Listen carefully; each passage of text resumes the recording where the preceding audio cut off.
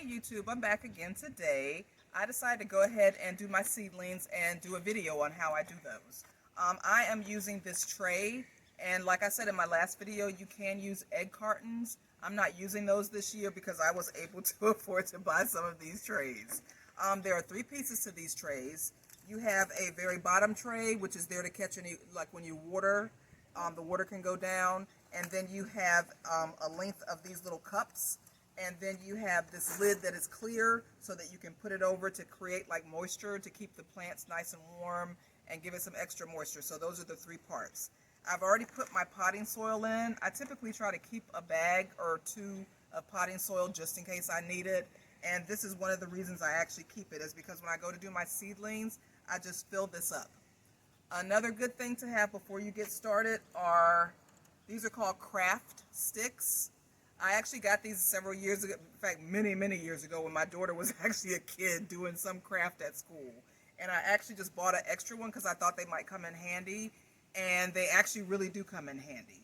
I think I spent, there is 150 in this pack, and I think I maybe spent 99 cents for these.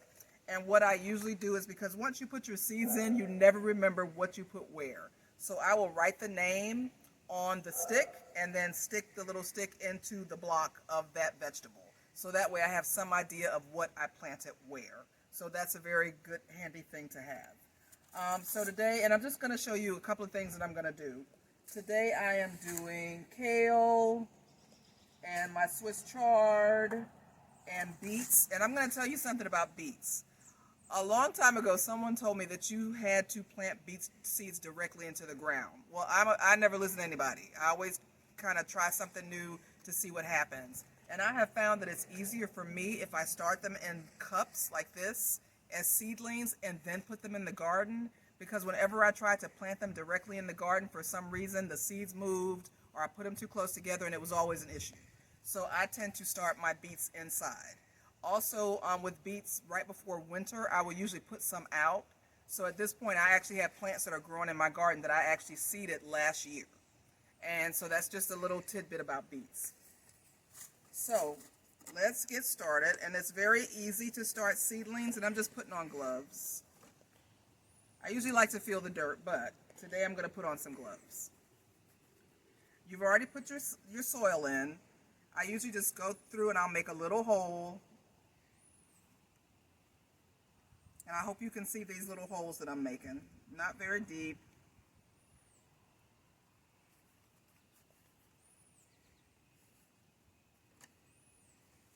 And the first one I'm going to do is kale.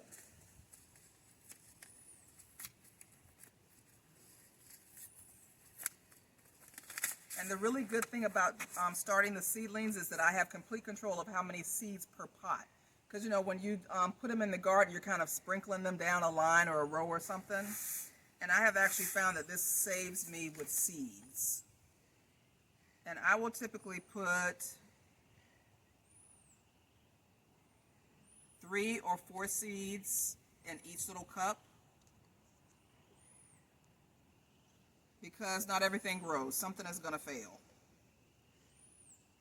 And out of those 3 little seeds, I may get 2 seedlings, and I'll thin them out, and I'll show you how to do that when it happens.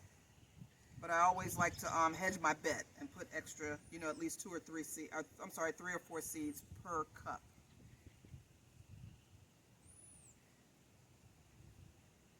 And these seeds are very tiny, so I actually get a lot of kale. So I usually do 2 or 3 plantings. I'll start these. And then maybe once these get about, you know, a little taller, then I'll start some more. And that way I continually have vegetables coming through. I'll cover those up.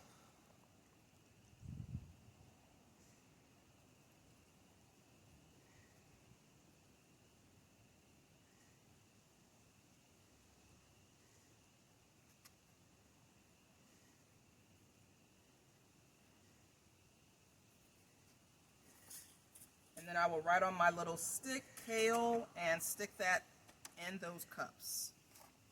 Let's see.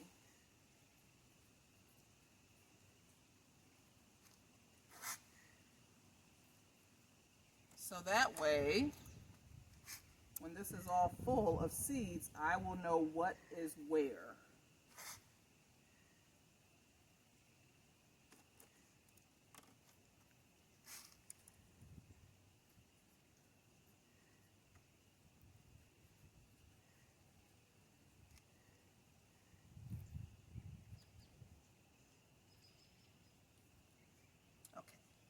I'm not going to make you watch me do all of these seeds. I just wanted to show you basically how to get started. So that is how you would start a seed tray.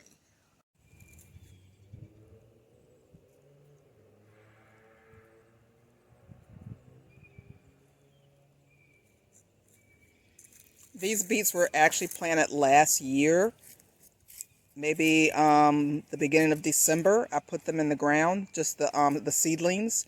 I kept them covered over the winter, and now that the season is beginning, they are beginning to grow.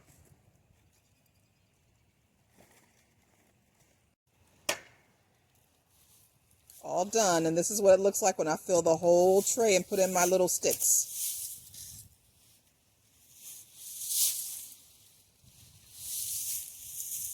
I am doing carrots. I decided to use this little bucket because the variety of carrots that I got, the lady at the feed store says that they are shorter and stouter, which is thicker. So I'm going to just, as an experiment for carrots this year, I'm going to use this bucket. Whenever I use a bucket, I will typically put some rocks, or I had a piece of brick that broke off, so I put that at the bottom. And that's just so that the water can drain properly. And it does have holes at the bottom already. So the first thing I'm going to do is put some potting soil in this planter.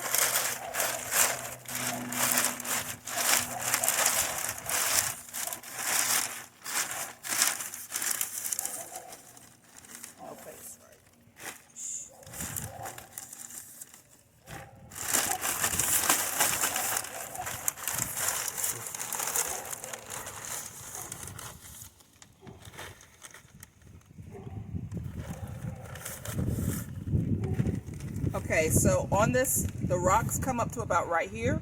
I put the soil up to about right there. So now I'm going to add a little bit of the sand. My neighbor had some work done at his house, and he was gracious enough to give me a wheelbarrow full of sand. So thank you. Now press pause. Okay, and this is just a guesstimation on my part. So I'm going to add some sand.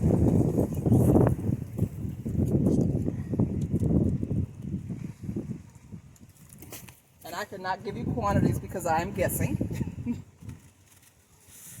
And I will mix that in with my soil.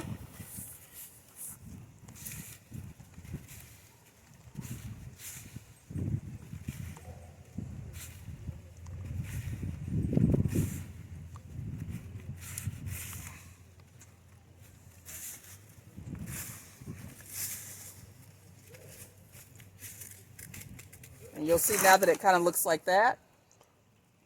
Now I'm going to add a little bit more soil to this.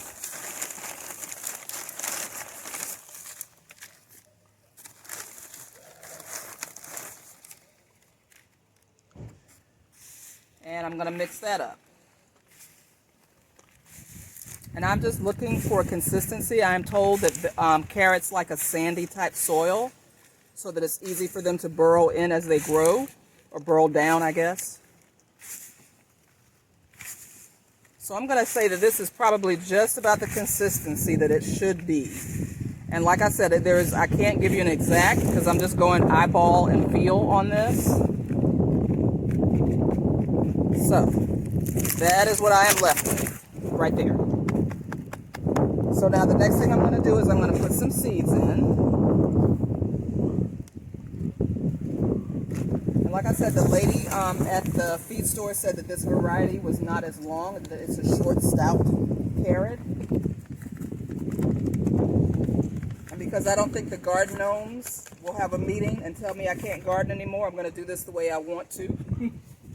Which means I'm just going to sprinkle a light, very light layer of seeds down, because first of all, not everything is going to grow,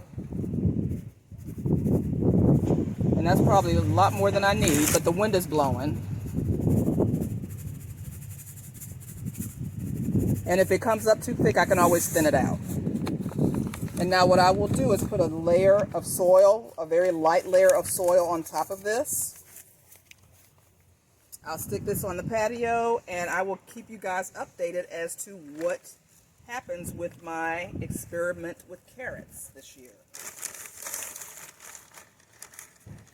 So I'll put a very light layer of dirt on the top.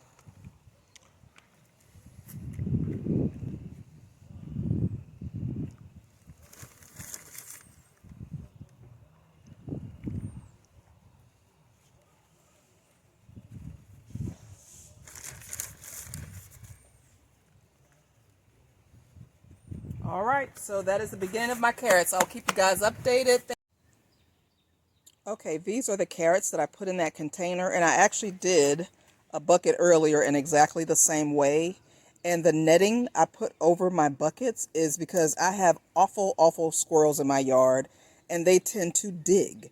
So I cover things up until they kind of get going, and then the squirrels won't bother them. But if it's just dirt sitting there, they will begin to dig. So that's why I have this netting, and I got this netting at Home Depot, and I use it for different things. Sometimes I'll use it to let my tomatoes climb up. I'll use it upright between two pieces of lumber or something.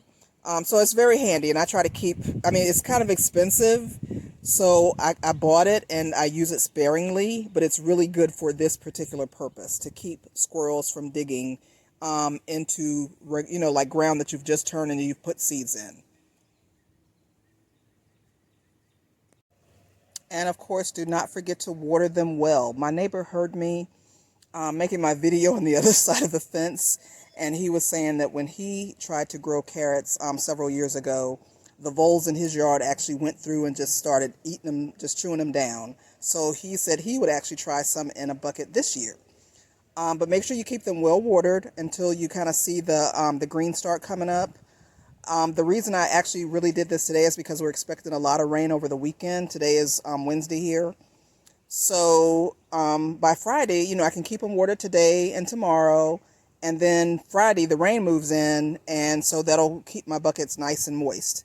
But definitely keep them watered. And let's hope, I'm going to keep my fingers crossed, and I hope that I am able to show you carrots later on.